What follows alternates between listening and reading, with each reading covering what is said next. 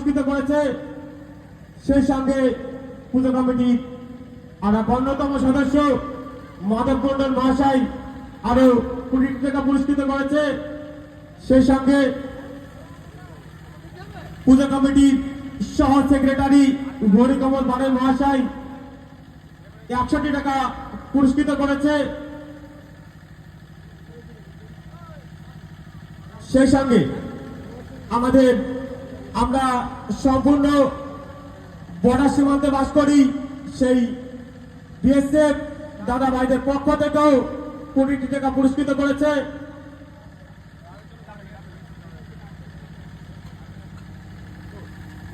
সেই সঙ্গে 3 জনকেই পুরস্কৃত করেছে রাঙ্গিয়ার প্রধান নিবাসী মনোরঞ্জন বিশ্বাস মহাশয়। 3 জনকেই 20 টাকা করে 60 টাকা দিয়ে পুরস্কৃত করেছে। অসংখ্য ধন্যবাদ সকলকে। সেই